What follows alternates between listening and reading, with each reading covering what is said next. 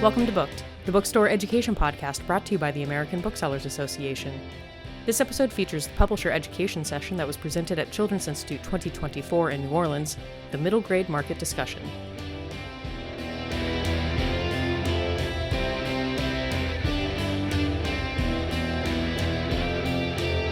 In this session, booksellers and Brenna Connor from Circana will share the middle grade trends bookstores are seeing, ideas for addressing the issue head-on, and open the floor for a collaborative discussion. So now we get to do the housekeeping. All slide decks and blah, blah, blah, session evaluations. Please evaluate the sessions, and this session is excellent. Just so you know, this is an excellent session. The session is being recorded and will be posted on BookWeb and the ABA's Bookstore Education Podcast. Please silence your cell phone and other devices. If you have a question or comment, raise your hand and wait for the ABA room minder to bring you the mic, or when it's time for questions, you can stand up and approach the microphone. Antitrust guidelines. Don't talk about collaborating on stuff. Okay, now let's do introductions. I'm Kathy Berner.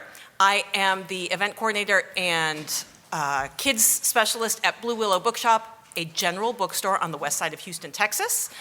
I was a school librarian and a bookseller now, and I've been a bookseller for 20 years. And Cynthia, go. Oh, okay. If you read the program, you were expecting to see my colleague Diane Capriola. So was I, and I am sadder than you are that she is not here. Diane had a knee injury last week, so she is back in Decatur, Georgia. I'm going to turn around. We're going to take a quick selfie waving at her because she's going to see the orthopedist today. And I'll update you all later at the cocktail party about how that went. At any rate, I own 4 Kids Books and Toys in Zionsville, Indiana, which is just on the north side of Indianapolis. It's a 21-year-old children's only store. And 2 years ago, in a fit of irresponsibility, I also opened... Genius. I would say a fit of genius. I opened MacArthur Also irresponsibility. Books. Yes, which is a general bookstore in Carmel, Indiana, also on the north side of Indianapolis. I bring you greetings from the middle of the country, and I cannot wait to talk about this because, as you know, middle grade is the best section. Not much for me to say after that, but I am Kathy Burnett, also from Indiana. I own Brain Lair Books. We specialize in Black, Indigenous, people of color, LGBTQ, and disabilities. We have kids' books and adult books, but mostly kids, because that's my idea of joyful reading. Amen. So looking at that, and I don't know, I'm also a school librarian first. Kathy and I have secret names for each other. We're always together. Our nails are... Matching. Oh my gosh, they Not totally even on match. purpose. Oh my gosh. That's how Not in tune we planned. are. So the 2 Kathys will gang up on the other people on the stage. Well, we have just 2 so you Hoosiers know. and 2 Kathys. And I get we to have be in Brenna. both of those. And you get to be in both. In the So Venn there's a Venn diagram. diagram.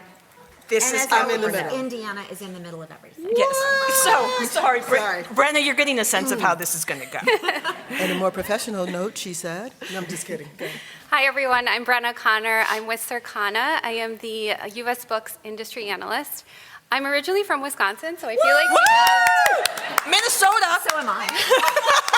we have a lot of Midwest representation today, which is great, although I now live in Illinois. Still Midwest. Yeah, still Still the Midwest, Midwest. though not as good as Wisconsin, in my Middle opinion. of the country. So I've been with Circana for 10 years now, and as an industry analyst, I'm working primarily with publishers as well as book retailers to understand trends within the book market and also answer business questions with our data.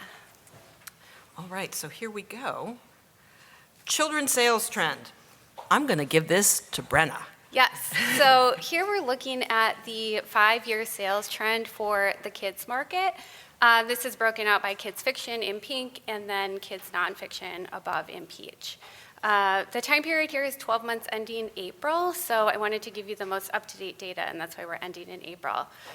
Just to talk a bit about the trend overall, you can see those high peaks in 2021 and 2022, which coincides with the pandemic when there was a greater need for books at home to educate and also entertain kids.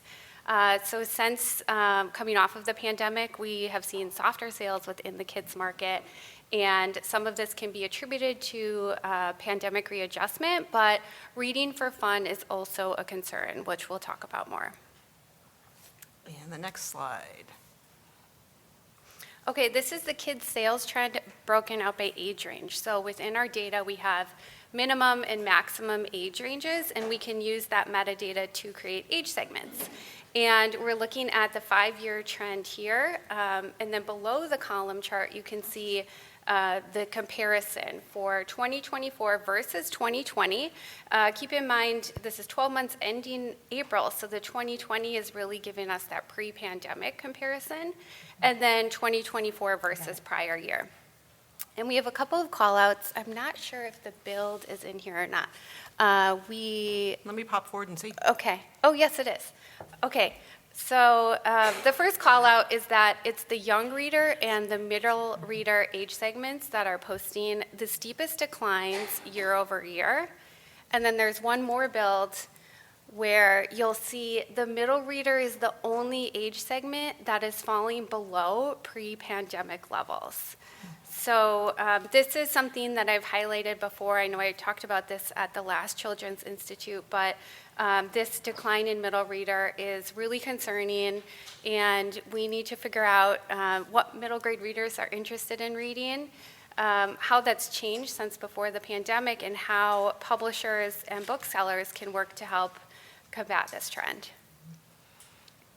Thank you for very interesting and disturbing trends. Okay, so why don't we talk about the concerns that we have for the softening middle grade market? Cynthia? Absolutely.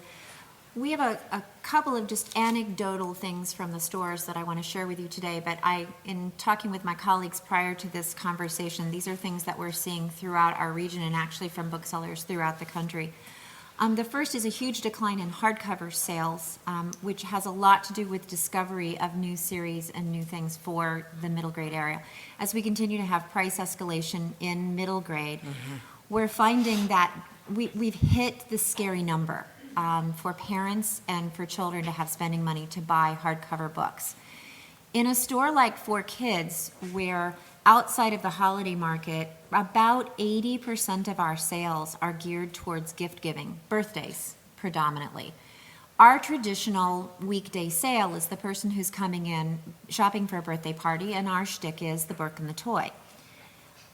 There isn't enough room anymore to pay for the book and then still have the smaller toy on top of it. You've already hit, everybody's nodding. The moms in the room are nodding. They know what I'm talking about here.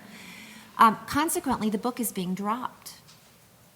That's a problem, because if they're not buying the hardcover special brand new book that they're pretty sure the kid doesn't have as a birthday present, the kid isn't getting introduced to that series, to that author, to that whole area.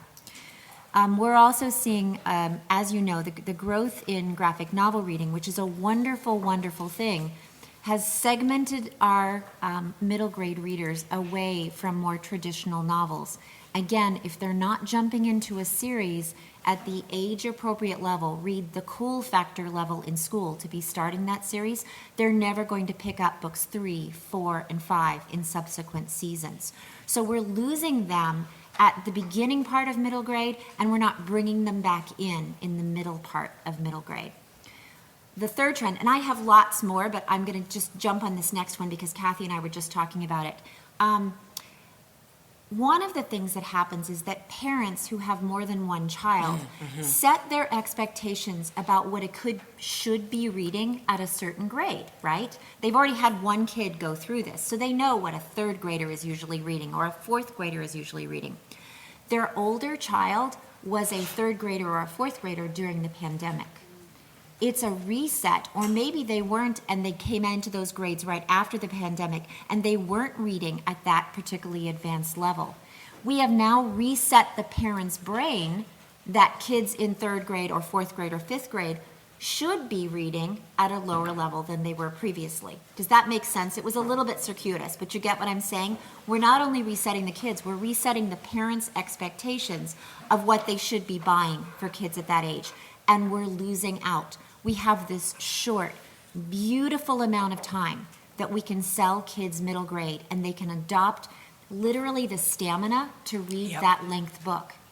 If we don't get it by the time we get to YA, it's very difficult to come back. And on that happy note, Kathy, what wonderful things are you seeing in your store? Pretty much the same thing. Our first one is the looking for paperbacks, the Start series, as opposed to waiting for the third or fourth one. So if we want to get new kids into that, I'm seeing that they just don't even buy the series at all because the hardcover has priced them out of that market. Due to both declining in reading and that they are reading at a lower level, because most of the kids in third or fourth grade right now were kindergarten, first and second grade during the pandemic, didn't get the same background as kids normally get when they're starting reading. Parents were busy when they were at home, so they couldn't read to them. So we're not seeing a lot of the basics happening, and people come in and they don't want to start with that expensive book. So we're seeing people looking for paperbacks in almost every section. And series are super important because we keep the reader if we can get them into a series, and we can move them up with that. And so we're seeing, I'm seeing, we need more series. We need more series that start in paperback, and we just need more paperback in general, as for us at least. And then graphic novels for us are also on the rise. We are seeing more people buy that, but I've also seen more publishers come out with graphic novels in hardcover as opposed to paper over boards or paperback, and therefore, I just lost those readers again because we don't have the graphic novels that they need. Excuse me. And then stamina. So we talked about reading stamina, it's not the same. So we need something that's easy to get into. So maybe, it would be nice to have a book that's not 300 pages long, so that is short enough for kids to get into it, and you serialize that or something like that. But just something where it's an easy way for kids to get into a book. Can Joanna? I ask what you consider the threshold to be for a hardcover? Price or length? Both, actually. Sticker shock happens at $18. I'm just going to Sorry. interrupt real Sorry, quick. sorry. So we're going to ask you to speak into the mic just for accessibility purposes, and so raise your hand, and I will hurry to you.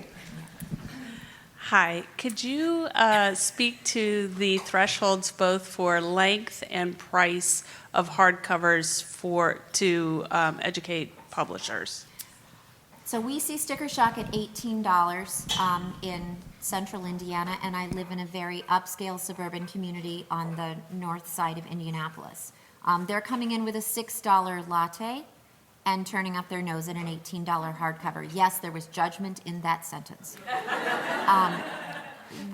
Stamina-wise, over 225 in page length is a real deal breaker. And frankly, if we can get under 200, we're all better off. And I'm in northern Indiana, so Cynthia and I are really far apart. We could be in separate states. But my store is in an area with a lot of professors, so they have kids who read quickly. And with the price of books even for us, at 16, they just go to the library instead because they know their kid's going to read it fast and they're going to need another book, and they can't see getting into something where they have to keep paying this price over and over. Did you just say $16? I did. Your threshold? Okay.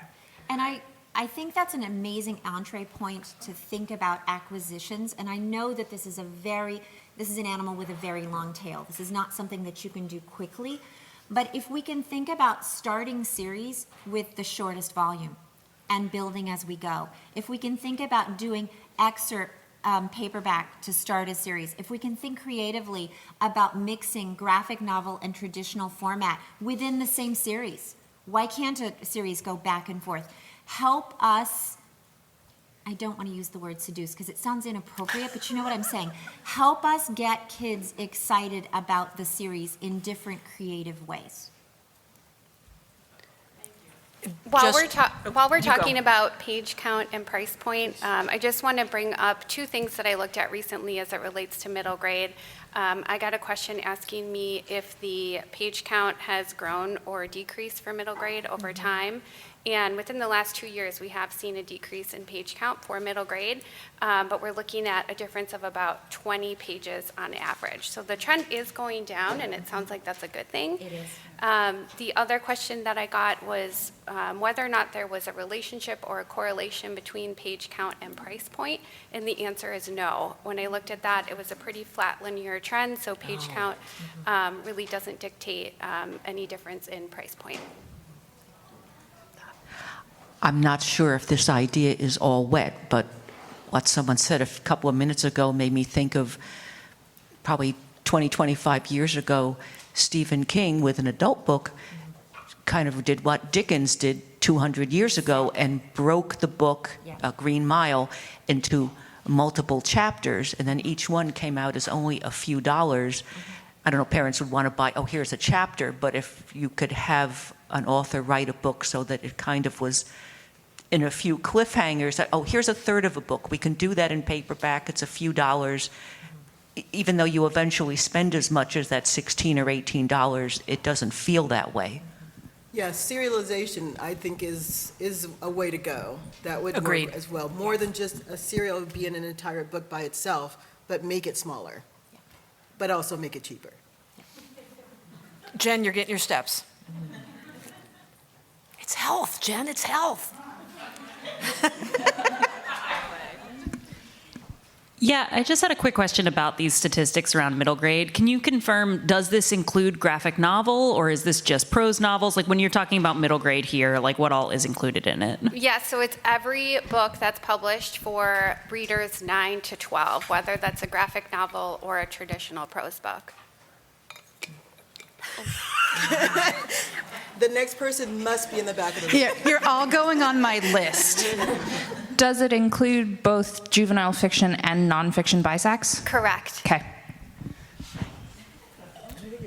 Hi.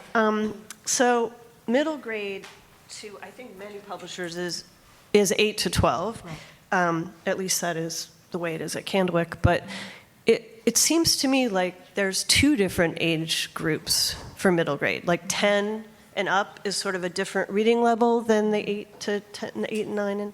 And you might call that there's a need for transitional books so that kids who are middle grade readers they're on the older end of the scale, want to read up. So do you have any comments on that? Like, Yes. of Isn't this dividing why- that 8 to 12 into, like, more categories? And isn't that why you value independent bookstores? And aren't we having a great partnership here that you have people that read your titles and can hand sell like that in the stores? Yeah. Do we want it sub-labeled? In my store, very rarely, because there's an acceptance factor of kids by grade level, even though there is a wide range of reading skills in an individual grade level, and we don't want to further segment. It's already a rather unnatural statistic that we take 30 people who have their birthdays within 11 months and make them sit together all year. We really don't need to further label. However, I agree with you completely, Lise. There's a huge difference between, an 8 and 9-year-old content and interest and what an 11 and 12-year-old want to talk about and read about. So I don't mean printing it on the book. No. No. Making you guys aware. Absolutely. And yes. I do, and we do that in our store. When parents come in looking for things, we talk about the age of the kids and I talk about what do they feel comfortable reading with the kids, and that's where I lead them to what they're looking for. So yes, it would be cool if you did that. I don't think it's necessary, though. As an avid reader myself, You guys read. yeah. As long as you continue to make the age of the character pictured on the cover look a year or two older than the actual age of the child in the book. Thank you.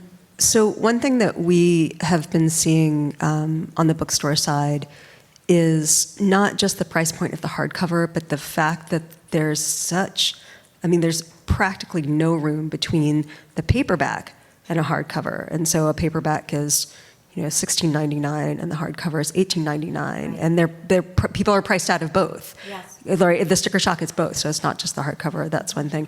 Then the other thing, on a positive note, and I say this both as a bookseller and as a school librarian, is that is that the uptick that I have seen in interest is around novels in verse, which is fantastic. Yep. And so that takes away, at least for my students and my readers, and I'll think that sort of intimidation factor is taken away when it's chunked, right? But then we've still got the engagement and so on. I think more what I'm fighting is not that, it's the number of people coming in to buy the books, right? It's this number of kids that I can transition to the middle grade, to young adult, to adult. So I'm seeing less of that because they're intimidated already because what their friends are reading, what the schools are selling, they've had this thing where they just won't even start because they're intimidated by what it looks like on the shelf. So a verse novel, most times, is still a big book. I mean, you look at Big Tree, it was this huge. Like, that was still intimidating in and of itself. And also Yes. that one was crazy priced. But Yes. just looking at that is not enough because they're looking at it and going, no, I'm not going to even open the book to know that it's a verse novel. And related to that, I'm just wondering, with all of our visual literacy is changing because of devices, and so this is just a question for publishers, the formatting of the text on the page of even older titles that are reprinted, I feel like if that could be remedied, even for adults, when we open a book and it's just so dense, it's different from what we're dealing with every day. So that's something that's just been on my mind, and it's just a question that I wanted to share. Hi. I wanted to ask, one of the things we talk about a lot at publishers is the pace at which we're publishing, particularly in middle grade. And as you talk about getting kids into series and the retention, we know that oftentimes there's a very big drop off to book 2. And so and then often it can spike back up to 3. And we struggle a lot with not publishing too close together, but also not far apart. And I think, at least at Macmillan, this conversation is increasing as we look to do more books in a dual format or as paperback originals. So can you talk a little bit about, as publishers start to consider how to keep that audience, what is your preferred pace to make sure that we're retaining those readers once they start the series? Do you want 2 at once? Do you want every 6? Like, what works for you? I love the idea of every 2 at once, but the truth of it is within the same school year. That's what I was going to say. Yep. Yeah. Amen. Beginning of the calendar, end of the calendar. It's basically March maybe, and then when school starts again. Like, those are usually really good. One, they're about to go to spring break and whatever they're doing, so hitting them with a new book right there so they can buy them to go with, and then, which also helps us market them, right? We can say, hey, get these books for your spring break. And then when school, it's a back-to-school special. Oh, my word. Do you have that cliffhanger? Now this book is coming out right now. Get it now. And definitely simultaneous. I actually just prefer paperback, but simultaneous would really be helpful. And that's happening in adult fiction, so it would be great if it would happen in children's fiction too. Thank you. We have a question over here. I'm going to bop over there, and then Kathy, you tell me when you're ready. I'm ready to move after this. Okay, 2 more questions then. Sorry, I'm fairly new to this side of the industry, but I've come from a comics background. And your talk about serialization brought up this thought I've always had. And also, I was also just quickly wondering if the data includes manga. It includes manga as long as it is categorized for children. Right. It does not include adult manga, which is muddy. I would say largely Yeah. the majority of manga is associated under the adult market, regardless of who it's for, because of some topics that maybe aren't appropriate for children. Right. So the one thing that is great about manga is that it is serialized in low-cost volumes, and I think they use generally pretty cheap paper and that kind of thing. You look at the Babysitter's Club book comics and stuff, and it's like really thick paper, really. I wonder if there's been any thought put into that kind of model for kids' comics made in America. That's all. Can you clarify, are you saying that you want to see more mass market? Or, what do you, because we get the mass market and we get the trade, and so that gives you different, I'm not understanding what you're saying. Sorry. It sounds good. I usually keep the first and the last in the manga series because there's no way I can get 45 copies on my small Right. I just mean more like the paper quality is lower. It's they're cheaper books. My kid only reads manga now, and she's just moved on. She doesn't want anything to do with any of these graphic, scholastic books anymore. And I don't know. It's exciting for her. I don't know. I'm seeing that in upper middle grade. We see that, and the issue is like what she says, the topic and conversation. A lot of times kids are reading, and it is not my place, and I do not choose for people. This is really intended for a 20-year-old or an 18-year-old, and this 12 and 13-year-old is in that series reading it. And I don't try to stop them from doing anything like that, because that's a parent's responsibility, that's what I feel. But I just think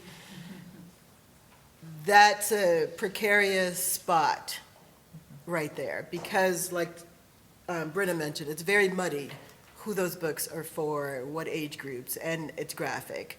And so I usually have those over in our YA section, which the whole store is accessible to everybody, but that's where I keep those books. But I do see an uptick in reading manga.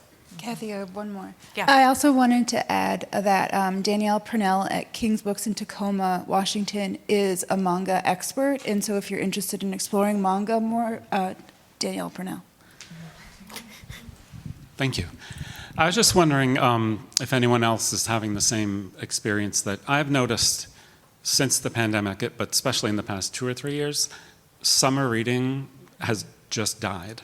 Right. And schools don't even seem to care anymore. They don't update the lists anymore. There used to be required books. That seems to be gone. Like I would order like 50 copies each of like Ghost by Jason Reynolds or Rules by Cynthia Lord. Now we're lucky if we sell 4 or 5 over the summer.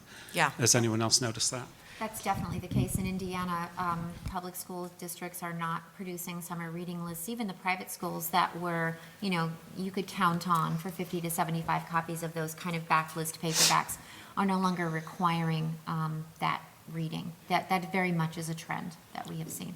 Our libraries are having issues too, at least our library is fantastic, but they have been seeing a decline in reading and reading lists and summer reading, people signing up for summer reading for them. They've changed the program several times in the past couple of years, trying to figure out how do we recapture this younger market to sign up for summer reading. And we're certainly seeing no summer reading in Texas. For a variety of reasons that we will not go into right now, because that's not the topic at hand. Yeah. All right, we're moving to the next slide. What are you reading genre trends? Brenna, top trends in adult fiction. Yes. So it's not often I get to talk about adult trends at the Children's Institute, so I'm excited to do that. So overall, the adult fiction market is super strong, and it has been for a number of years. Book Talk is a big factor here. And on the left-hand side of this slide, you can see the 5-year trend for adult fiction sales. It looks different from the kids trend that we just saw. We sometimes joke that everyone loves a chart that goes up and to the right, and that's what we're looking at here. Up and to the right, super strong adult fiction sales. And on the right-hand side of this slide, I'm showing the highest growth subjects within the last 12-month period compared to prior period. At the top, fantasy, I actually had to cut the axis on this because the growth is so big that it would just diminish all of the other categories. So that's why you see the 2 slashes there. But within fantasy, it's largely romantasy that's driving the gains. So, of course, we have Sarah J. Maas and Rebecca Yarros at the top. But even when we exclude these authors, there are still a variety of other authors that are gaining in fantasy. A couple other call-outs, science fiction, horror, romance, and fairy tales. These are all kind of fitting into the theme of escapism and reading a book to really immerse yourself in another world or another story. So yes, all of the areas within adult fiction right now are pointing to themes of escapism and reading to escape. Let me see if okay. Can I, before you do that, you just said themes of escapism. We're going to hit on that in a second for middle grade. Yeah. Yes, well, and this is what we have here. So pockets of growth in middle grade. I think that a lot of these are also pointing to themes of escapism, just a little bit different for children, right? So dragons. Dragons are certainly having a moment in the adult market, but also in middle grade. This is led by series like Wings of Fire, as well as Dragon Girl. Adventure stories, so Percy Jackson, I Survived, Spy Schools, and Last Kids on Earth. These are all posting gains. Robots. This is Wild Robot series and a Rover story. And then there's also a number of Transformers titles that are posting gains. And then lastly, wilderness stories. So I noticed a number of titles that are either set in the wilderness or have themes of nature. So this includes The Eyes and the Impossible, also Backlist, Hatchet, and also A Horse Named Sky. So again, just kind of thinking about what we're seeing resonate with adults is carrying over into middle grade as well.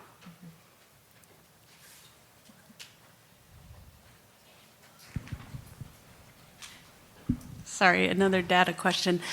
Is this across all channels, or is this just indie channel metrics? That's a good question. So all of the data is based on all outlets. So every retailer that reports to us, which includes all of the big outlets that you would imagine, like Amazon, Barnes & Noble, Target, Walmart, but also the ABA independent bookstores that report. So this is more than 1,200 independent bookstores as well. Have you ever broken it out to see if there's a variance between independent channel and mass channel? So contractually, because of our retail partnerships, we are not allowed to report things like channel share, market share, or compare one retailer against another retailer. So no. So in those strongest categories for middle grade growth, the dragons, the adventure stories, and the robots, there was the Netflix series for the stories, same with Percy Jackson, and then for dragons, there's the graphic novels. Do you have a sense of how much of the growth is driven by these other media projects versus those projects coming out of the popularity? We're covering this on Wednesday. Yes, and also I have a session tomorrow as well where I'll talk a bit about this, but yes, page to screen is for sure a very strong driver, particularly in the kids market and especially in the young reader segment, so ages 4 to 8. We track licenses in our data, and when I look at the top growth licenses, almost all of them have a page to screen component, so you're absolutely right. We have an interesting experience in that we don't have middle grade students spending big bucks on books, but we have them spending big bucks on things like Magic the Gathering cards and Dungeons and Dragons, and which dates me because I remember when that game came out. They involve reading and they also involve strategy. So I'm wondering if someone could fertilize those things. Yes. Interactivity. We're covering that on Wednesday. See earlier comment about creative approach. Yes. Yeah. We have to break the model because it's already broken. We Yeah. have to rebuild it differently. Interaction, that's huge. People are looking for experiences, and they will actually pay more for an experience. So if you have something like that, they will go for that before they go for other things. And when you look at page to screen, for me, it's backwards. Most people see it, and then they come looking for it in the store. Yeah. And so that's been happening a lot more with both children's and with YA. Heartbreakers, you can look at that one as especially. I got a lot of people shopping after that. They saw that on Netflix. Netflix is a huge driver, so much so that you have your TikTok section and you have your Netflix section because people love that. I own Talking Animals in Grapevine. We're near DFW Airport, and we have adult fiction and children's. And I'm also an arts reporter. And what I've noticed in my arts reporting is a trend toward more absurdism. Not so much in the adult market, and I also have 2 teens that are younger. The stuff that they consume online is ridiculous. It's nonsense. It almost kind of reminds me of like a more push toward like Dadaism and modern art, post-pandemic and post-like tragedy, and they're being exposed to a lot of death. I'm wondering if you're seeing a trend toward more, like it seems to be a split between like darker material, like my 10-year-old is aware of death in a way that my older child was not. But my 16-year-old is all on like these memes that I don't even know what they mean anymore. Like it's so insane. I don't know how to marry these worlds of like these are kids who will be in the adult and YA market in a few years, but they're different from the kids that are there right now. I agree with you. I also think it's reflected in the uptick of interest in middle grade horror and scary and macabre, all of which sell particularly well this year in our happy little stores.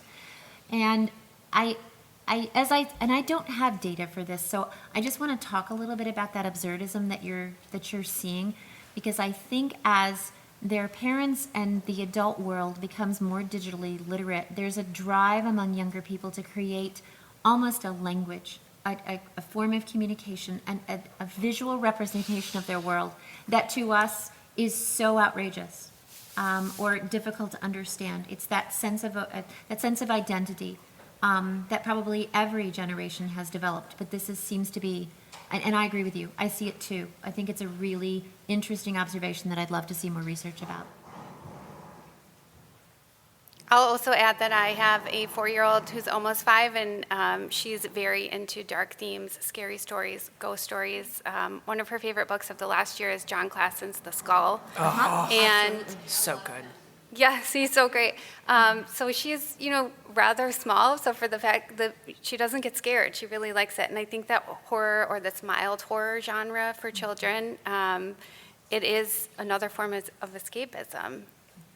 And it seems to be doing better than regular fantasy books for me. That used to be the driver in that age group, 8 to 12, was fantasy series, and that doesn't seem to be the case anymore. It's Lindsay Curry's a big one in our store. Yep. Like that, just stuff like that seems to go.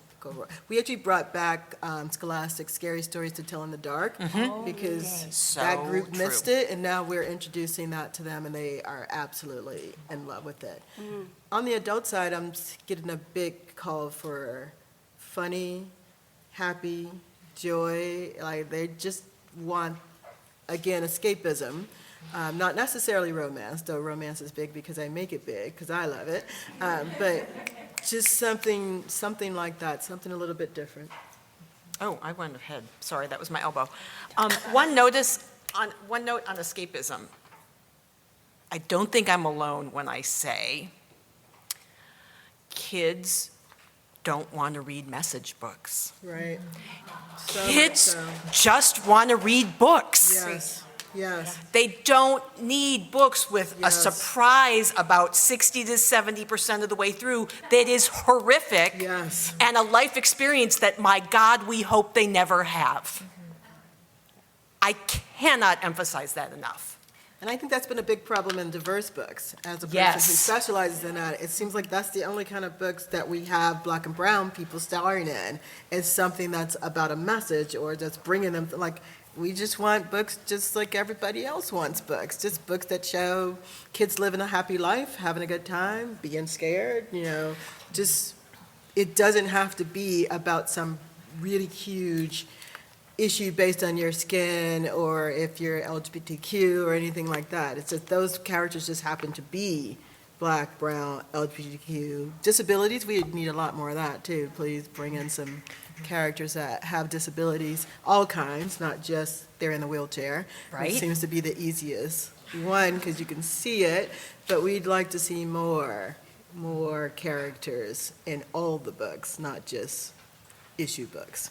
And since they're making a laundry list, I'm going to go off script really quickly because we are dealing with a horrific amount of book banning and soft banning and censorship. There we go. Next slide. Thank you. We need books about kids battling those issues.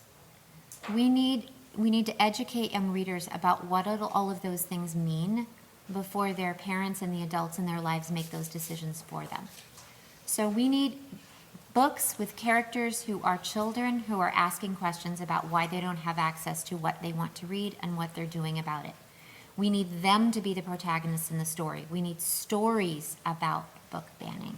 And not just out book banning, like where you hear the parents, but what about censorship within schools or within like darkening things in books, like black rectangles, like stuff like too. There's soft bans too. And Kathy can talk a lot more about that, but we have also, as a store that specializes in these sorts of books, have been just hit strongly with students.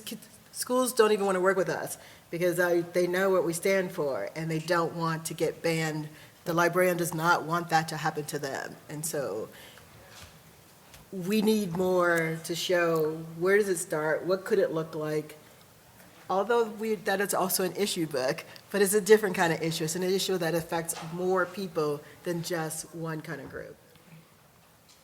Do I need to go back to that slide? So we can, yes. Yeah, let's do that. Hang on, sorry. Here we go. Now we're going to look at middle grade front list item count. Yes, so item count is the number of unique ISBNs. So here we're looking at front list. So the number of new books being published each year.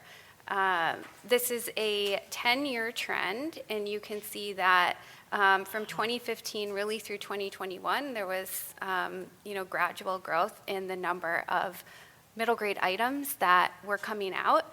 Then we hit 2022, which declined slightly, and then in 2023 there was a pretty significant drop where item count declined 36%. In the most recent 12 months through April 2024, we're seeing a slight rebound, but this is the overall trend, and I think this question came up because we wanted to understand the potential impact from a specific retailer who decided to stop dedicating so much shelf space to middle grade books, and that can be partially seen here, but I do want to point out that I looked at other areas of the market to better understand what front list item count looked like for adult and for kids in total and for young adult, and they're all experiencing a decline. So I don't think that this can be 100% attributed to a particular retailer's decision on shelf space. I think that, we've seen softening in sales. We know that prices are rising for publishers. And so this decision to, pull back on the number of front list items is impacting the total book market. Okay, I'm going to move book bans. There's a great session later in the program with some very, very wise people on the panel. Who are not me, and but just everyone's facing it. We appreciate what everybody's doing. Let's keep going. But what actually, I'm just gonna, that last line. Book bans turn windows and mirrors into closed doors. Rudine Sims Bishop would not be happy. Probably isn't. Anyway, okay, consumer spending. Here we go. Conflicting macroeconomic factors impacting consumer spending. Yes. Some pressure on wallets is easing, CPG prices are still high, additional headwinds are impacting the market. Brenna. Yes, so this is part of kind of a bigger story beyond just book buying and the macroeconomic factors that are at play for all consumers. So we have some things that are happening that are positive. So we know that inflation is slowing. We know that the labor market is strong, and we know that consumer confidence is on the rise. But then on the other hand, food prices are still very high. They're 30% above what we measured in 2019. Consumer debt is at record highs. So in the US, we've hit $1 trillion in consumer debt, which is higher than it's ever been. And then we also know that savings are depleted. So savings rates grew quite a bit during the pandemic when we weren't spending money on things like going out to eat or going to concerts. But now the savings that grew during that time are largely depleted across consumers. And there are additional headwinds that are impacting the children's market specifically. So one thing is population. I'm sure that many of you have seen headlines on the declining population rate and the fact that our population is expected to plateau within the coming decades because there are fewer people reaching childbearing years in the next 10 years than we had in the last 10 years. So even if birth rates remain stable, which they are not, but even if they did, we're going to have fewer children. The other thing is that parents, which is the primary consumer buying books, are facing additional headwinds that aren't impacting other consumers. So all of the things we just talked about, of course, are impacting parents, but there are other things, including the end of a number of pandemic-era safety nets for families, so the end of SNAP benefits, Medicaid continuity, and also child care grants. And all of this means that with fewer discretionary dollars available, many families will be focused on immediate needs, and it's going to be harder to sell discretionary categories like books to parents and families.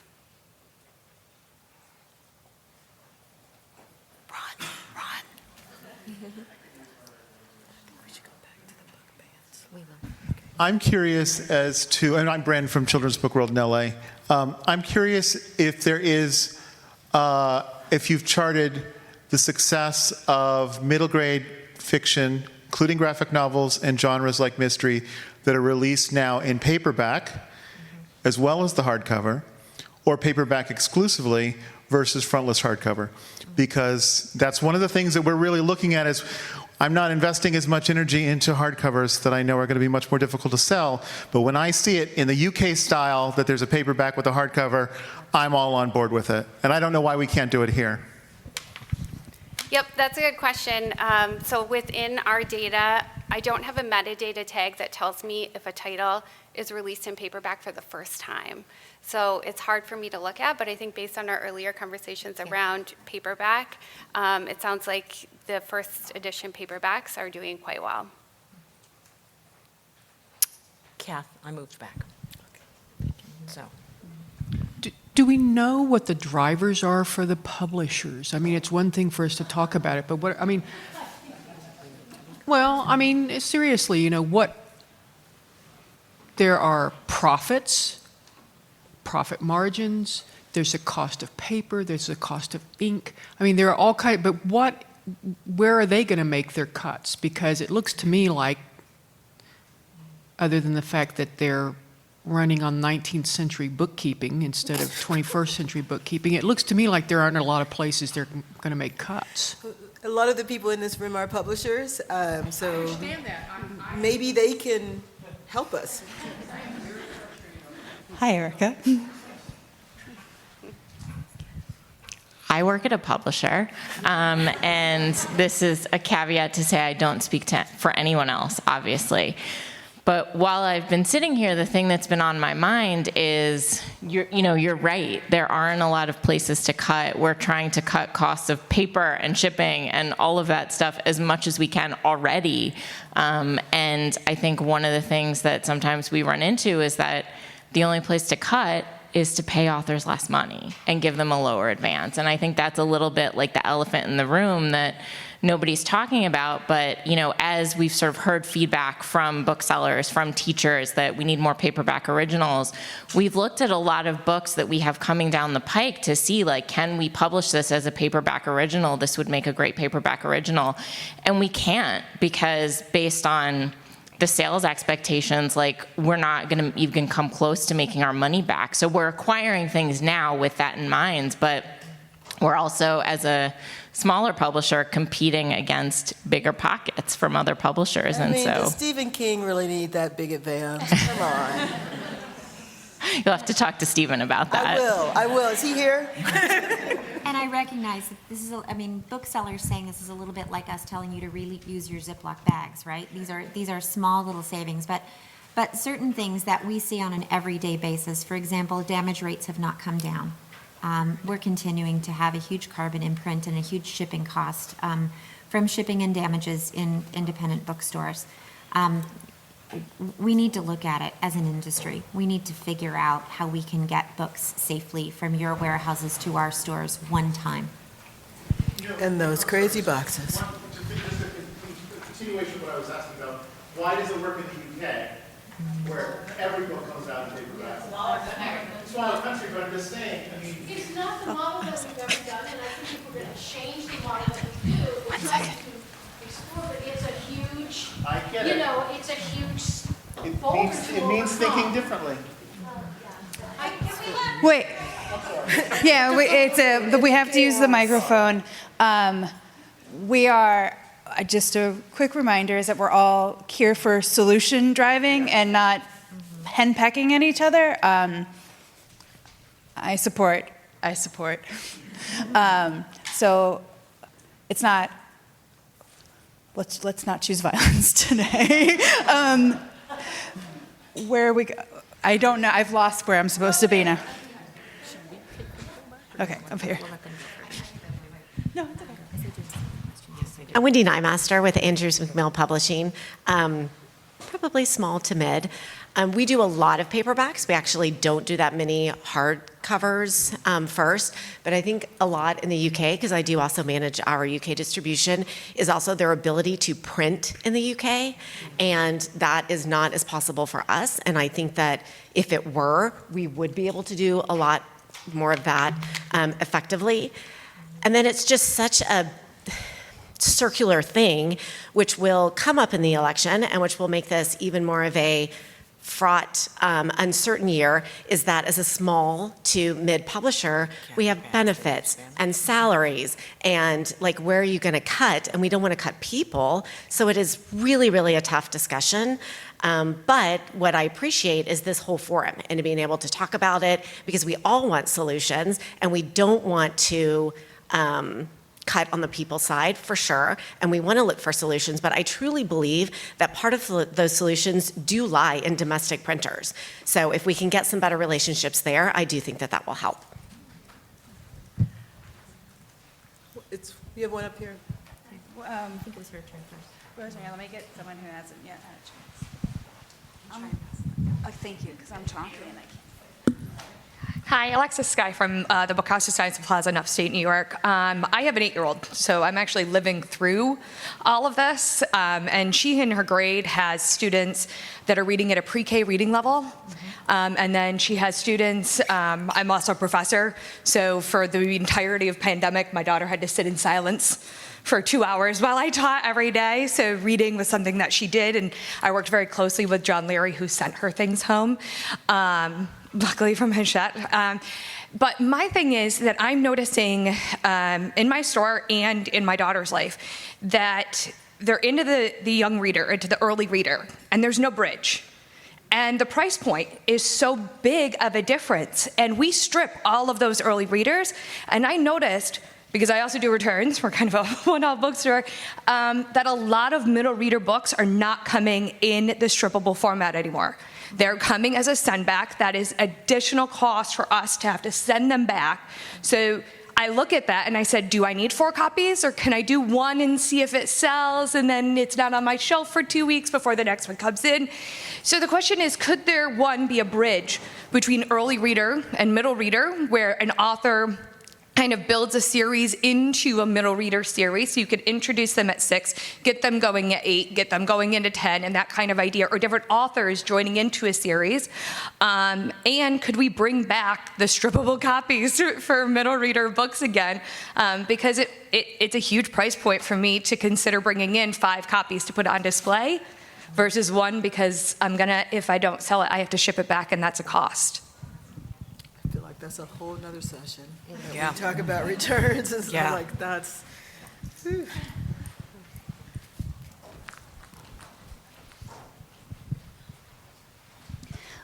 To your point, we kind of have an opposite problem with, we are in, despite like the horrors of our school district, it's a high-performing district. So we have a lot of middle grade readers who are reading at very advanced levels, but they're not emotionally there yet.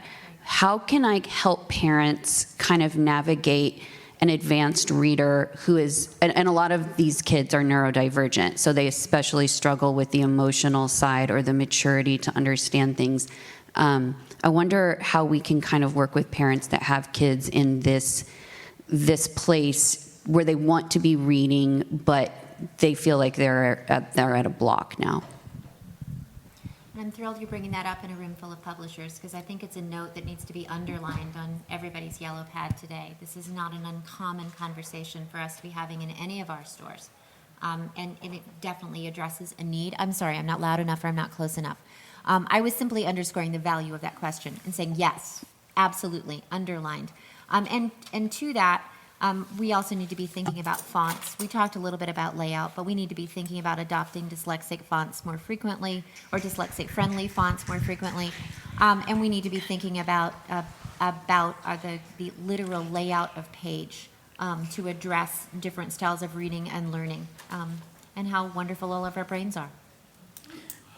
think a good solution would be talking to your school and doing some kind of parent education as the bookstore and with the librarians or teachers in your school. I do have conversations with parents. I have that about any kid over the age of 12, is what are they emotionally ready for, and what are you emotionally ready to talk to them about? Because that's the other part of that too, right? But I think just kind of maybe you as the bookstore, as always, has to do more work, and you need to figure out a way to split yourself into 7 more people and get out to some school districts and form some parent education partnerships, or even you just put on some parent education partnerships that deal with emotional readiness or whatever else you want to talk about. Post-pandemic reading would be a good topic to have. And we're going to touch on something really quick right now with Brenna. And then we're going to come back to you. Just hold for a sec. Yeah, are we talking go. formats? Yep. Okay, yep. So this is a look at middle grade format performance, broken out by trade paperback, hardcover, and box set. So trade paperback includes all trade paperbacks, again, not just paperback originals, but those are grouped up in here. And you can see that on the left is the 2024 unit sales, and then on the right is the absolute change versus prior period. And all formats are in decline, with trade paperback contributing to more than 2/3 of the declines. But trade paperback also accounts for roughly 2/3 of the format sales. So decline happening across the board, and unfortunately there's no pocket of growth that I can point to. Okay, now Jen. Hi, I'm Ashley from Rooted MKE in Milwaukee. I think to the opposite of what the previous person was talking about, as an impact of the pandemic, we see that lots of kids across the country are not reading anywhere near grade level, and the books that are presented that are supposed to be at their age level, they're not able to read independently. So they're reluctant to read them. Parents are reluctant to purchase because you have to address the bigger problem of it's not just access, like can I get the book, but do I have access to reading what's in front of me? And that's a huge problem. So for publishers, I'm interested in learning what are we doing to fill the gap, because we know that there are significant literacy gaps across the country with kids who are able to read what's put in front of them, and making sure that the book is appropriate for their age range. So still introducing them to dynamic characters, introducing them to themes that are age and grade level appropriate, but making sure that the text and the way that we're presenting the information is in a format that they're able to read until we're able to catch up on that educational and academic bridge that we know students need support with. No one wants to have a book in front of them that they cannot read and be embarrassed about the fact that they can't read, but we're not supporting them by providing books that are not also embarrassing to read because they're intended for a little kid.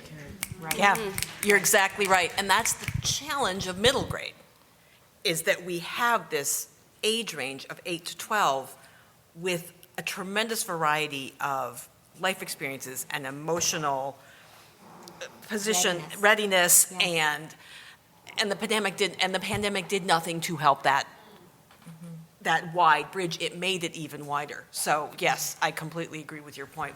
We have this huge range when people walk into the store for us to help them. Okay. Hi, I'm Kayla. I'm from RJ Julia Booksellers in Madison, Connecticut. I'm an event coordinator and I do our Authors to Schools program, but before I did that, I was a teacher for 13 years and a reading specialist. And I just wanted to mention that we are in a curriculum swing like we have not seen in probably 20 years. The swing back from We've been in a workshop model for so long, which really explores classroom libraries, encourages teachers to have diverse books in their classroom of all different levels for all different kinds of kids. And now we're swinging back to science of reading, which isn't necessarily a bad thing, especially because of what happened during the pandemic, but is really taking away student access to authentic text. So we have more of a responsibility than ever to be the ones to be able to provide that authentic text. However, with the conversation around stamina these kids are not having exposure in their day-to-day lives, in their classrooms, where they're getting books provided to them with full novels. They're only reading short text, and a lot of that is only informational text that's really driving their learning style. So when we're looking as booksellers and as publishers at what we're doing for them, bridging that gap with shorter books, with books that really are giving them that access point is going to be so important, and it's just going to get harder because this is really coming into play more and more every year. I know in the state of Connecticut, by next year, every district will have had to implement a science of reading program. And I'm sure other people are dealing with that in their states as well. So I just wanted to bring it to the table, and if anybody wants to talk to me about it later, I'm around. It's an absolutely excellent point. We also have science of reading in Indiana. We've also lost our drop everything and read half hour because we have state testing requirements that need that for curriculum time. So kids are not even being given the practice time in selection and building stamina in reading because that built-in time of the day is no longer there. Now it's on. Kathy, could you bring up the middle grade format performance slide? I had a question. I always think it's really interesting to see Circana data because it tells us what's happening, but we have to decide why. And so I'm wondering if, Brenna, if you have thoughts about, like, is this a ripple effect from changes in the hardcover format that is then trickling down to impact paperback, right? Like, so you buy 5 hardcovers, you sell 1, then you bring in 3 of the paperback and you sell none, or something else. I'm just really curious for your thoughts here on the why. Sure. So when I look at format performance, one of the things that I ask myself is pricing a factor? Because sometimes we'll see paperback outperform, even if it's declining in terms of a percent change, outperform the rest of the market, which tells me that there is, more buying happening on the lower price format. So it could be a pricing story. That is not what I'm seeing here, because if it were, we would see greater declines in hardcover than we are. The why is a really good question, and I don't have an answer to you. I don't know why. When I'm looking at this, again, I was hoping to see a pocket of growth or an area that's outperforming, and it's really nothing is popping. So I guess, yeah, I'm kind of at a loss as to why everything's in decline. So it's a bit doom and gloom. Can we speak to this trade paperback? And somebody talked about strippable. Can we talk about the different types of paperback so that everybody in the room has an understanding of what that looks like on the publisher side? Any publisher? We have one question first, and then can we jump to that? Sure. Okay. Hi, I'm Jody. I'm a publisher, and I really appreciated the RJ Julia comments. And I was curious if you have seen interest in short story collections or stories around a common theme being an option for kids not ready to delve into a whole novel, or anyone has seen anything like that.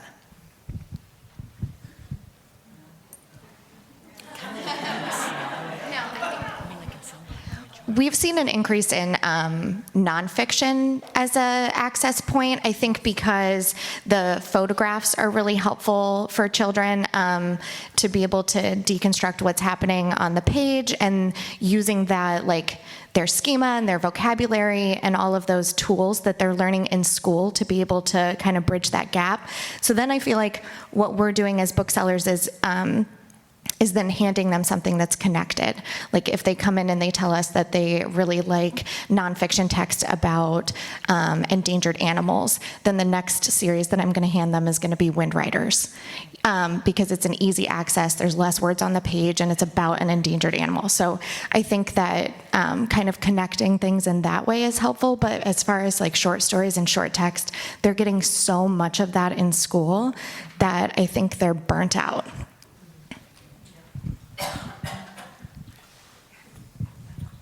And also, something that I guess I'm just curious about this in terms of the trends as well. And of course, I'm seeing the same things everyone else is. Of course, as a bookseller and as the school librarian, I'm at an international school, and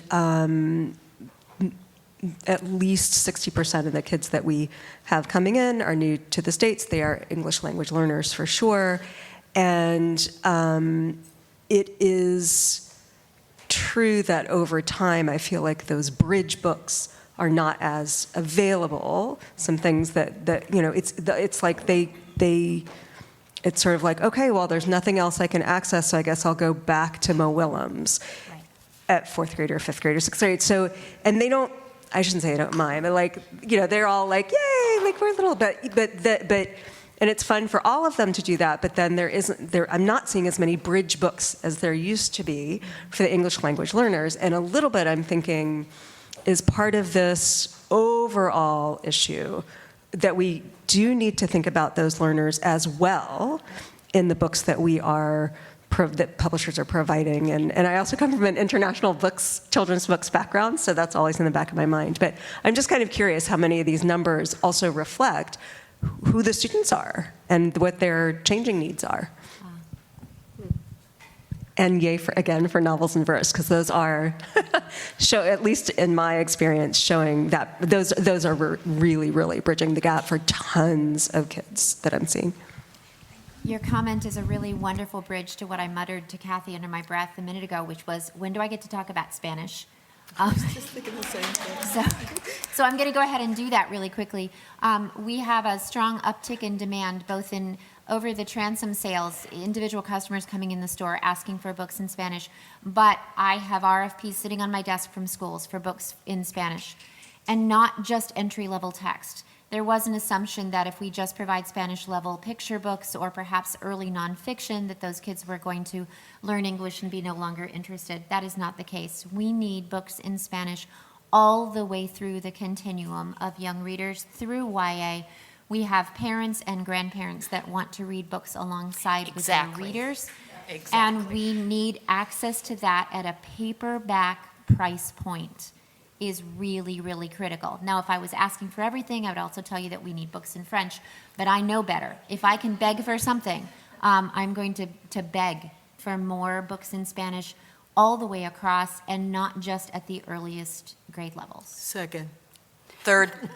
I'll also add that language is a metadata attribute, and I have looked at Spanish language books in our data. It represents 1% of overall sales in the U.S., but it's been growing every year. So Spanish language books are on the rise. We can't sell what we don't have.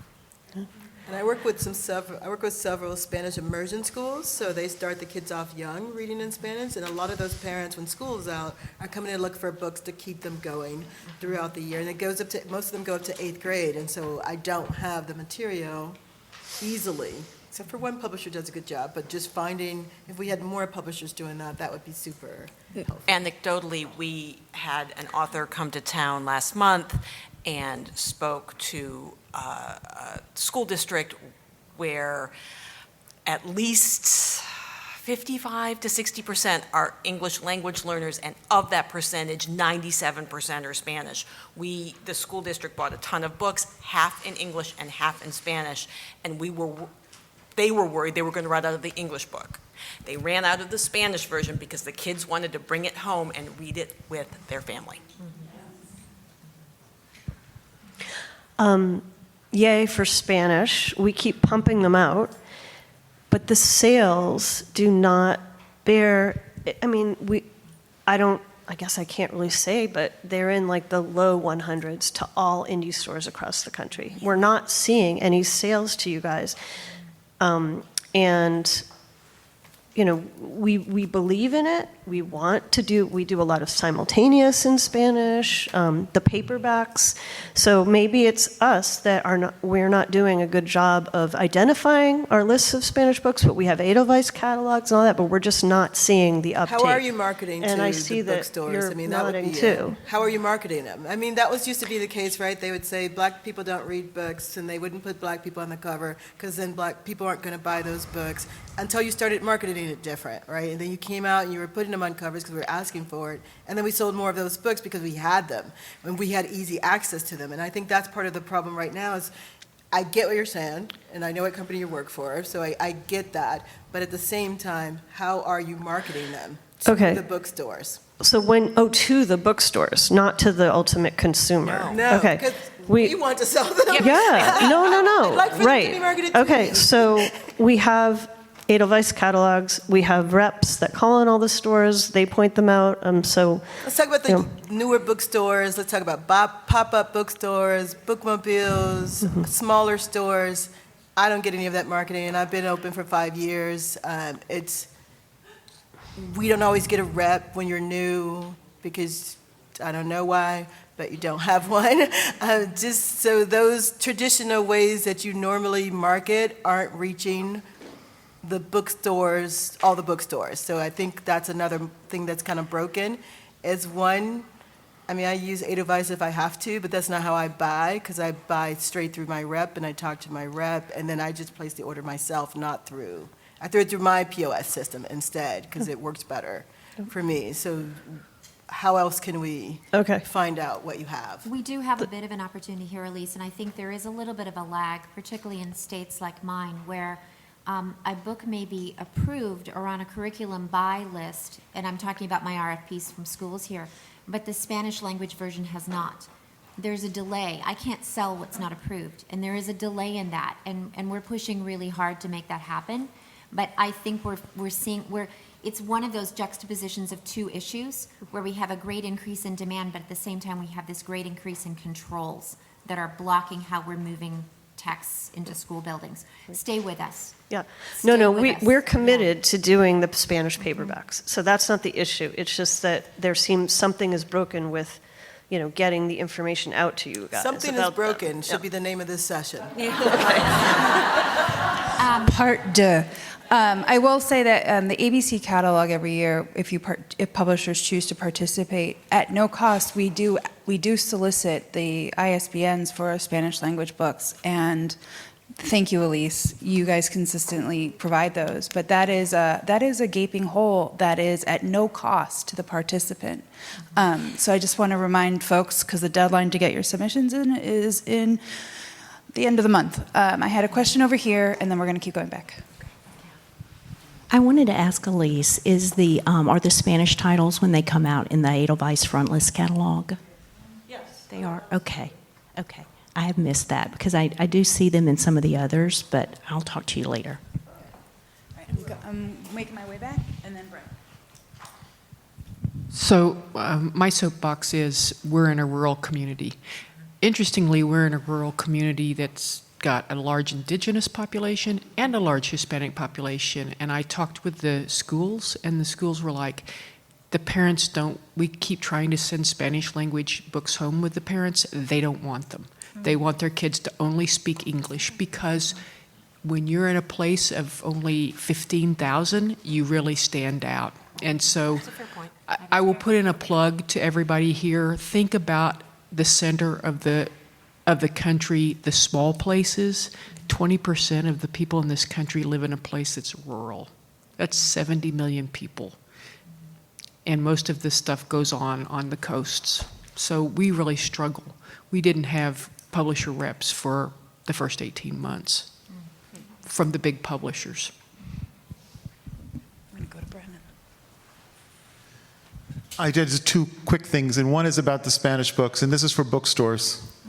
The importance of actually taking the Spanish books that you do have and putting them on a list on your website so that people actually find them. If they don't know that you have them, they're not going to come to you to be able to purchase them, and then that helps the publisher be able to see sales, and then the whole thing builds from that. So we have a Spanish list, we have our indigenous list, we have so many different lists, and they're available on the site for people to be able to see. But then we get stores from North Dakota, South Dakota, Iowa, Puerto Rico, where they don't have, they're just finding us out there because for whatever reason we've gotten a higher ratio for that. And they're buying books from us. And frequently I will actually tell them, after I've taken care of them there, I will say, here's an indie bookstore in your state that might be able to help you as well. So, but it's so important that you actually have these books put on a list on your indie commerce site if you have one, because that will make all the difference in the world. You don't know who doesn't know. You know, how many people do you have who walk in for the first time and they live across the street and they're like, I never knew this bookstore was here. I mean, they don't know. And the other thing, real quick, was just this was an epiphany, okay? I'm thinking already, I'm going back and I'm going to completely change out how I think about how I display what is middle grade. Why are some emerging readers not mixed in with nonfiction picture books? Why do I classify it as picture book and it goes into one room and not another? Why can't all of these things be together to help the teachers along? It's made me completely rethink everything how the store looks. And so we need to think outside the box about how we put them out there. Hi, I'm with IPG, Independent Publishers Group, and we have a ton of Spanish books. We're one of the largest distributors of Spanish language, both translations and original content. So one of my questions is, do you see books that are popular translations selling better because it's familiar, or do you see interest in original content? And then my other question is for Jen about the catalog, but I'll follow up with you. Our biggest school orders are for translations. That does not, I mean, again, if you build it, they will come. I don't have enough data to answer that question for you in a bigger way. What I have sitting on my desk right now are RFPs for translations.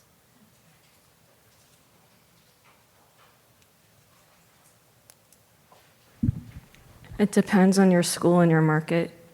If my son, it goes to a bilingual school, so they all learn to read in Spanish first. 85% of his school is Latino. So again, everything they're echoing about that, but also if you're looking for the sales, it's the schools with the grants. I live in an affluent community, it's a tourist community, but it's an agricultural community. And the school that is buying the most books is my son's school because they go after grants. And so the 200 bulk buy in Spanish, they're not gonna buy it in English, they're gonna do it in Spanish.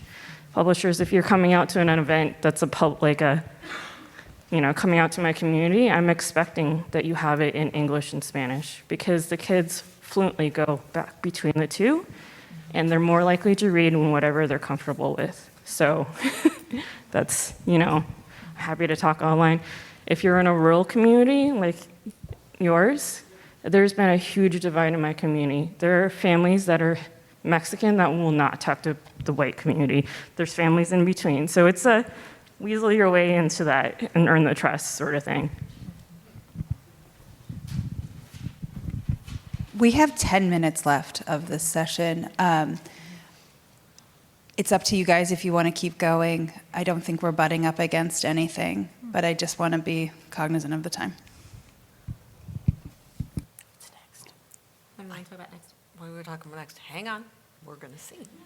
Oh, supporting access and discovery. Yeah. Long-term solutions. This is not my slide. This is not you? Oh, Okay. it's us. Okay, we'll talk Because about this. we're so on it. Look at many of these things we have discussed. How prescient were you to request simultaneous Spanish language releases, Yes. simultaneous paperback releases? So one of the things we talked about on some of those Zoom calls was marketing support. Do you want to take that, Kath? Do you want? Can. Yeah. I mean, one of the things we were looking at is how, well, one, I've seen some publishers go direct to consumers when they're doing pre-order campaigns, and they have them on their Instagram, and the consumer can go straight to you and request that. But what if you partner with us instead, and so that we can have that access, so we're selling the books to our people and out there, and they come through us, because that means they could buy the book anywhere, and so it cuts us out of a lot of times. So we also can help you come up with different types of marketing campaigns. So if this old way of doing things isn't working, what can we come up with based on a particular book? And I think we did look at Wild Robot for looking at some different types of things. We did. Just something with book is always gonna sell well, and we're doing those special editions in young adult and adult, and why aren't we doing those special editions in middle grades? Because people like them a special something. Anytime I have a bookmark or a pen or something that goes with the book, I'm more likely to sell that book because it's like a value add. And I'm going to interrupt and say, particularly if you are promoting for bookstores to run to pre-release campaigns and pre-order campaigns, we need a special item with purchase to drive that now. Customers are more jaded and want more special. They want more individual. Ideally, if that item is easily shippable. So something that can be slipped inside the book is much more effective for us from a shipping perspective than something that has to be packaged alongside. And I never thought in my wildest dreams I would ever say that a tattoo is okay, but a tattoo is better than a pen. Meaning, a fake tattoo inside of a book, like we're over it. But anything that is shippable inside the book is better than something that costs us more to send. And I don't like when it's a surprise that the customers know there's something that's coming with the book before the booksellers know. So I would gently say, I know that there are so many great marketing ideas, and I know a lot of it comes down to reps sharing that with the booksellers. Yes. It's also important for marketing professionals to think through a bookseller lens. Mm-hmm. There are some packages we get that certainly draw our attention, but might not be the most practical use of a marketing dollar when we would rather, and I know how much ARCs are. I learned that many institutes ago and fell on the floor when I learned how much it costs. And I appreciate that you give us ARCs. That is that is vital to our discovery, to lead to other discovery. Please keep spending money on ARCs. And when you're thinking of other things to spend money on, please look at it through a bookseller lens, and if possible, ask us if we want it first. And I know that is really can be a hairball, but I think that's a cost area that could be lowered, and maybe then other things can happen. Can you be more specific about that? Mass mailings of merch to stores who may not have placed an order for the book. It is not particularly effective. Out-of-season merch for a book, not climate-specific merch for a book. An awareness of school calendars. Our kids got out in Indiana before Memorial Day, and we will go back to school the first week of August. Mm-hmm. I need my summer reading shipped in April, and I need my back-to-school shipped in July. Mm-hmm. I don't need back-to-school stickers and bookmarks in September. So just a global awareness of the categories of those kinds of things, and I don't want this to sound critical. I think we have an opportunity to just be smarter. Segmented. And there's so many smart people working in marketing. It's just an opportunity to just narrow the focus a little bit. We also know about segmenting your list, right? You segment your email list, and because there's a couple of publishers that just send us everything they publish and we don't sell it because we have a focus. So there's a lot of niche bookstores out there doing something that would rather have mailings that make sense for them to have instead of all these books that now I got to figure out what to do when you spent all this money to make these books, and we just don't sell that. It's just not going to work in our market, and yet I have it. So if you maybe segment your list. Sorry, she has a question. Okay, just let me do something really quick. There's a publisher who did a really great job sending us Google Forms asking us what ARCs we wanted. Several. Yes. And that was such an efficient use of our time and the publisher's time. Yes. We knew what was coming, we could get our staff ready to read it, and we reduced waste, which is so important when you see the stuff coming in the back door that just goes right into the recycle bin. Yes. Sorry. Oh, no, that was so great. I love that as well, Kathy. I'm Lori. I'm from Anderson's Bookshop in Illinois. One of the things that we seem to get a lot of that, and I think this might have been what Kathy was referring to, but the single book in a beautiful, lovely, full-colored cardboard on all of the sides, stuffed with some really colorful, lovely, crinkly paper, it makes me cringe for the environment every time I get one of these in the mail. It's, it's an environment thing, it's a cost thing, so I would rather see higher payments for authors, more authors sent on book tours, all of those things than that package. And by the time it hits the ARC shelf in our stores, whoever is in charge of receiving has ripped all of that out.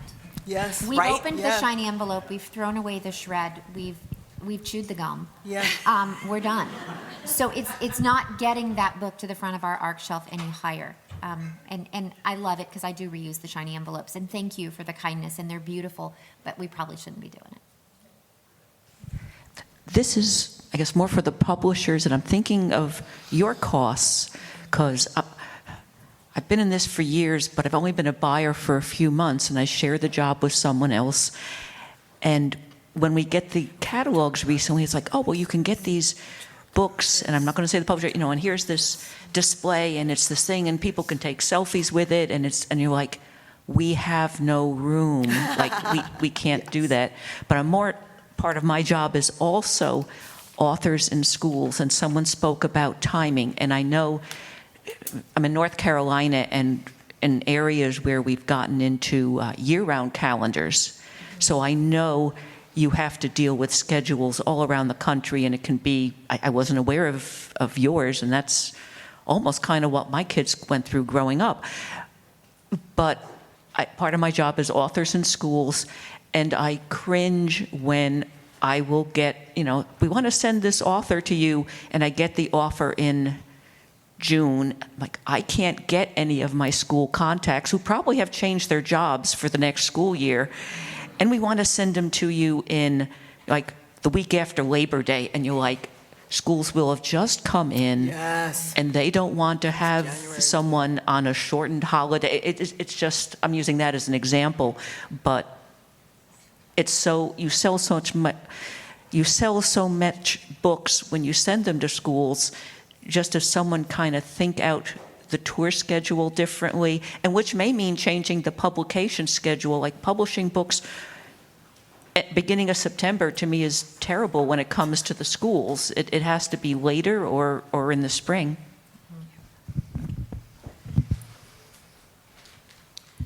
I see virtual event opportunities being, it's up there as a long-term solution. And I'm just interested and curious as to, like, what is the perspective as to how that's a solution? Because for me, it's not. Kids, just like adults, are very burnt out from Zoom and Google Meet and online interactions, and to have that with a stranger or someone that they're meeting who is not a part of the normal Zoom experience is not something that students are participating in eagerly. It's more like a task that they must sit through because they want to be respectful of the opportunity, but it's not value added for me personally as the bookseller who is offering a virtual experience when kids and teachers and the school want to experience that person in a real life situation. Virtual experiences are just very tired. So how is that a long-term solution to the kids who are experiencing it because they're kids? I know it means that authors can do more tours, and that means that it's cheaper, and that means it's less money, but it's not a value added for the participant. Different types of schools, though, right, that I work with, and I have schools who cannot afford the fee that's being charged to bring an author to the school. But they can afford to buy some books, and if I give them a code, they send this code out to all different places, and those people can buy books for them, as opposed to just the school buying the books. So I get the quota of books that I need to have that. And I think you're right, though, this works for both virtual and in person. If it's an in-person event that I could do virtually, I'm going to do it virtually because it makes no sense for me to gather people for some stuff that they can get virtually. It needs to be something spectacular. We can't do events the same way we've always done them, even virtual events. They should look different. Like right now, still having that author conversation with this other person may work in adult books, I don't know, but for kids, that's just boring. It's just not something that I need to come to a store to get. So one, it reaches people who can't normally afford an author event, at least for us. And then we try to do something a little bit different than what's normally a sit and get, because that doesn't even work for me, let alone for kids with shorter attention spans, for schools who don't have a lot of time and they're setting time aside for this. But it also means I can engage more than one school district too. I can have 2 school districts in that, and that spreads out how much books I have to buy, so I can get more buy-in when I tell you, I need 10 books from you, I need 20 books from that school, and then this school that really has the money, I'm gonna ask for 100 books from them. Like, so I could spread that out a little bit better, and again, they each get a code so they can tune in when the author is there. So just kind of, it's a value add for schools that can't afford to get an author any other way and would normally not see an author come. And Ashley, I think it's an and, not an or. And for us, in order for us to have an in-person school event now, we need a complete script of everything the author is going to say and everything they're going to put on a screen a month in advance. Yeah, that's the hoops we're jumping through. Not unique. Yeah, so we're asking for a lot from an author who is on tour. A video or a virtual, I can literally show them what they did in another school, and it's easier. So I don't think it's an or, I think it's an and. I also would like to see more video events with illustrators. I'd like to see more video events with graphic novels. I'd like to see more interactive lesson planning around those video events. So it's not just a meet and greet, and how many of you have read my book and who wants to ask me questions, and it's 52 questions of how much money do you make as an author and where do you get your ideas, right? Or I have a cat. I have a cat, yeah. I mean, we want to engage kids with these authors, illustrators, and novelists as people. So if we can be creative in an environment that allows me to have an author teach an entire 5th grade how to draw Bat Pig, I'm excited. They're excited.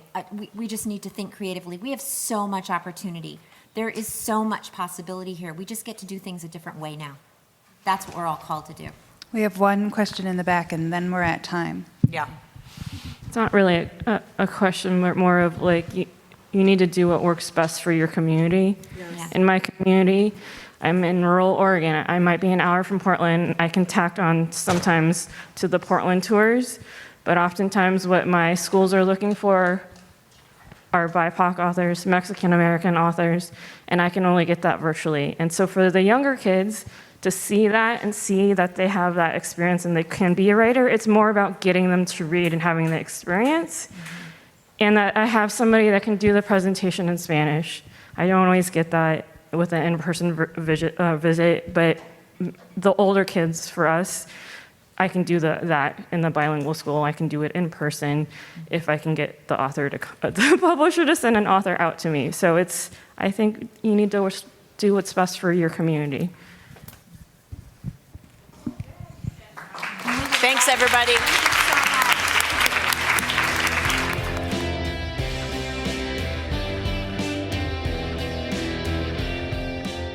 Thank you for listening to the Bookstore Education Podcast, brought to you by the American Booksellers Association.